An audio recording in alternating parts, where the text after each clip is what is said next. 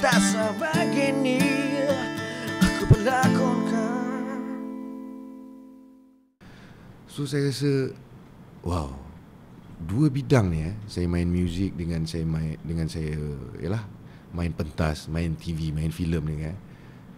Dua kerja ni sebenarnya membentuk karakter dan juga identiti saya.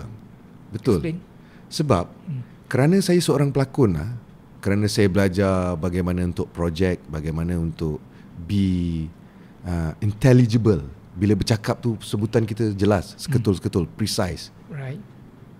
Kalau tak ada benda tu, saya tak peduli pasal saya punya speech pattern. Kita dulu saya membesar dekat quarters JKR. Kan.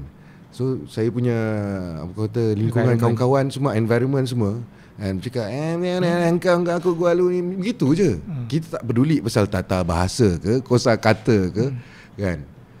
Tapi bila saya jadi pelakon, bila saya banyak baca skrip, banyak baca penulisan, kadang-kadang bila saya tengok ataupun terbaca perkataan-perkataan yang saya tak tahu, saya jadi tension. Jadi aku kena tahu benda ni. Jadi bila banyak benda yang saya dah tahu, saya tahu benda ni dah start mengubah saya punya karakter. Kerana sebabkan saya nak tahu bagaimana nak jadi pelakon yang intelligible, dia punya projection tu. Maknanya saya kena adapt juga dalam saya punya kehidupan. Barulah benda tu jadi sebati dengan saya. Jadi semua-semua itulah yang menyuntik saya. Saya percaya itulah yang juga yang menyuntik pemikiran saya dan juga saya punya mannerism. Mannerism walaupun di luar filem, di luar kamera. Ya. Jadi betul lah ungkapan yang saya tak tahulah, saya tak ingat siapa cakap kan. Apa arts imitate life imitate art. It is. Memang. Awak boleh pisahkan ke watak awak yang sebenar, Firdi yang sebenar itu dengan karakter yang sedang awak lakonkan pada momen, pada jarak masa yang sedang melakukan watak tu? Okey man, sepanjang jadi orang panggil selebriti ni kan, belum pernah ada reporter entertainment tanya saya soalan macam ni. So sorry kalau saya ambil masa sikit nak jawab. Silakan, the time is all yours. Pada saya, jujurnya, bila saya melakonkan watak, saya masih lagi seorang Firdi Akasha. Cuma Firdi Akasha yang ada bawa masuk beberapa flavor yang lain, yang dia tak bawa dekat luar dunia kehidupan dia. Wow. Dan flavor tu is you, from you. Ya. Sebab flavor ni cuma timbul hanya kerana akumulasi kerja-kerja saya sepanjang tahun tu kan. Sepanjang 23 tahun tu, saya accumulate daripada setiap kerja tu. Sebab saya percaya setiap watak yang saya main tu memang mengajar saya. Baik saya jadi hero ke, baik saya jadi villain ke. Tapi realitinya bila saya main villain, saya lagi suka jadi villain. Sebab bila saya jadi main hero, saya rasa menyampah nak kena poyo handsome all the time. Memang okay, jadi hero is fine. You attract all the ladies. You are becoming a ladies man. Memang iyalah betul. Tapi main jadi hero, especially yang cerita yang bertemakan cinta, is not that challenging. It's easy. Dia lebih banyak kepada visual, physical, and compared to really sesuatu yang dekat dalamnya. Maksudnya kalau main pada saya lah, ini saya punya pendapat lah, kalau main watak hero untuk filem tema cinta ataupun drama tema cinta ni kan, kalau kata dia nak pergi mencari karakter tu, kalau karakter tu dikatakan berada di dalam laut kan, dia berjalan, dia sampai kat pagar betis je. Dia tak ada sampai tenggelam bang. Okay. Abang boleh faham kan. Dia sampai kat pagar betis je. Kan, pada saya pula cakap, sudahlah, aku dah letih nak main pagar betis. Aku nak main sampai aku tak boleh, sampai tengah kapal ni, aku nak pergi situ. Nak tengok macam mana, aku boleh bawa ke tak boleh bawa. Itulah saya punya drive ataupun sebagai seorang actor, itu saya punya goal saya. Hanya menerusi menjadi antagonis dia yang kau boleh menyelam lebih dalam. Ya, betul. Kerana kecelaruan, betul. konflik Villain. Betul. Semua orang sepatutnya baik, tapi aku terpaksa jadi jahat sebab sesuatu yang jadi orang jahat memang best. Betul. Betul. Sebab yalah, in realitinya saya rasa dalam kehidupan pun jadi orang jahat Best. Especially kalau kita confirm yang kita boleh get away with it. you Kita tak jadi jahat sebab kita takut kena tangkap. Betul. Itu dia saya fikir. Kerana apa, dekat luar ni, dekat dalam dunia reality ni kan, kalau kata Magneto dia boleh bend besi, tapi super power dalam dunia nyata ni adalah sebenarnya bila kita boleh bend the law. Kan? Yeah. Itu yang saya cakap, best jadi orang jahat ni. You can bend the law, you can do whatever you want. Or you can actually make the law go along with you. Kan? Suits you.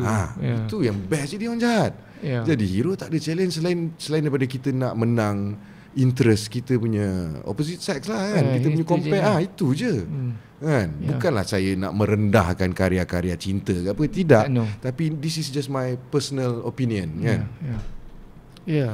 Lagi banyak color dan fasad yang ada dalam antagonis atau villain Betul, sangat setuju. Saya sendiri bila saya tengok diri saya ni kan, sebenarnya kadang saya confuse mana satu ad yang betul tu, mana satu ad yang sebenar tu. Bila saya ke tempat lain saya lain, ke tempat ni saya lain, ke tempat ni saya lain.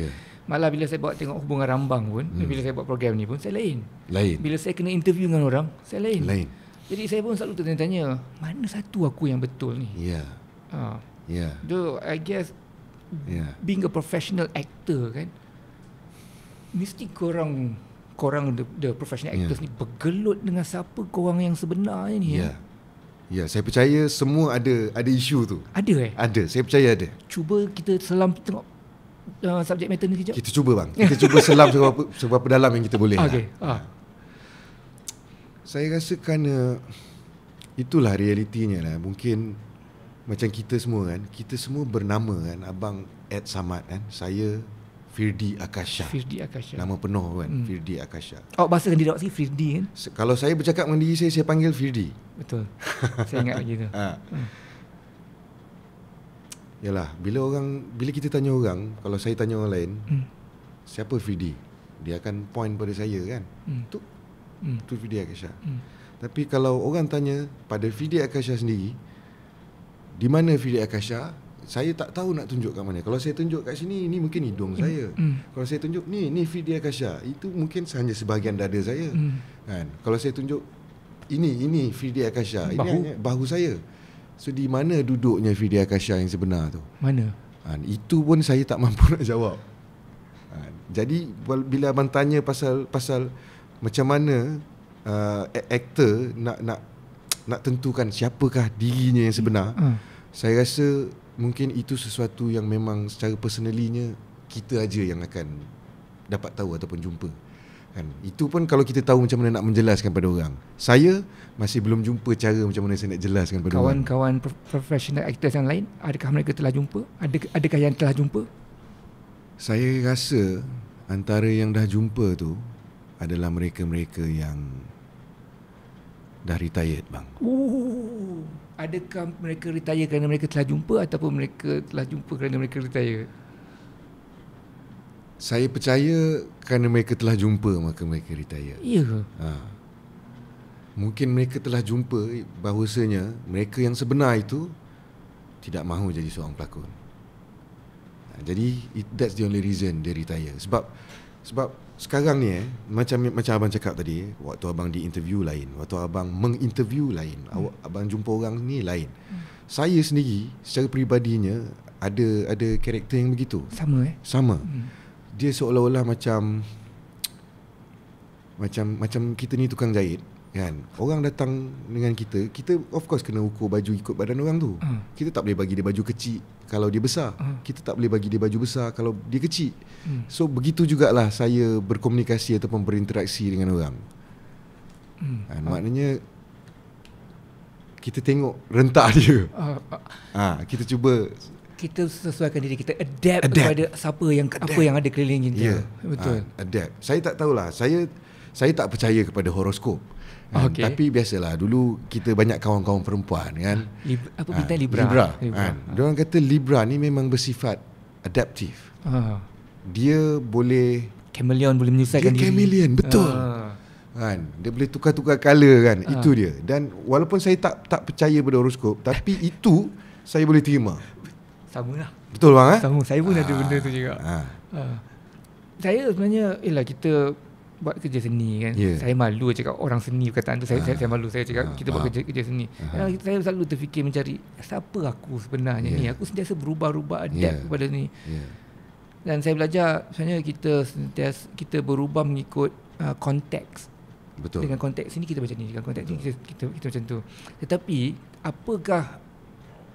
siapakah diri kita yang sebenarnya tu? Saya rasa dia adalah tetap pada nilai hidup dan falsafah kita.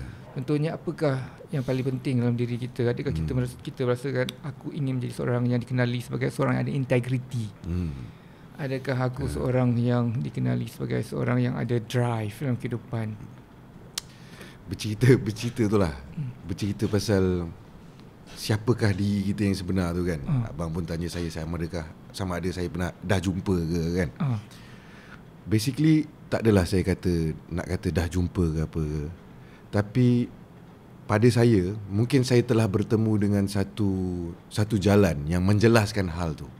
Tapi kalau kita bercerita tentang hal tu, maknanya kita punya podcast ni akan jadi lebih panjang bang. Sebab dia macam down the rabbit hole pergi ni. Macam Matrix. Faham. Abang faham kan? Faham. Sebab saya rasa kalau kita sentuh on the surface sikit-sikit. Kalau disentuh on the surface sikit-sikit, maksudnya sepanjang saya berjalan ni dengan ramai orang yang saya jumpa, saya telah bertemu dengan sesuatu yang dikatakan, sesuatu yang dipanggil diri sebenar diri. Cuba explain. Diri sebenar diri yang dikatakan tu, maksudnya bukan sekadar diri yang terlihat, yang kita tengok cermin dan kita nampak kan. Ada diri yang perlu kita kenali, tapi kita tak boleh melihatnya di cermin kan. Maksudnya mengenali diri itu memerlukan ataupun menuntut satu perjalanan yang lain, satu jalan yang lain untuk kita lalui, sehingga kita boleh grasp falsafah ataupun idea di sebaliknya kan. Jadi sebelum ni pun saya dengar diri sebenar diri. Kalau ada term diri yang sebenar diri, maknanya diri ni apa? Yang terlihat ni apa? Maknanya ni belum sebenar-benar diri kan. Maknanya ada benda-benda lagi yang nak ni kena diketahui di sebalik jasad yang terlihat ni kan. So kita belajar, orang Islam percaya bahawasanya jasad kita ni hidup kerana kita mengandungi roh di dalamnya yang menggerakkan kita kan. Jadi yang dikatakan diri sebenar diri itu apabila kita mengenali roh yang membawa jasad ni tadi. Itulah kalau abang nak scratch on the surface. Pada saya.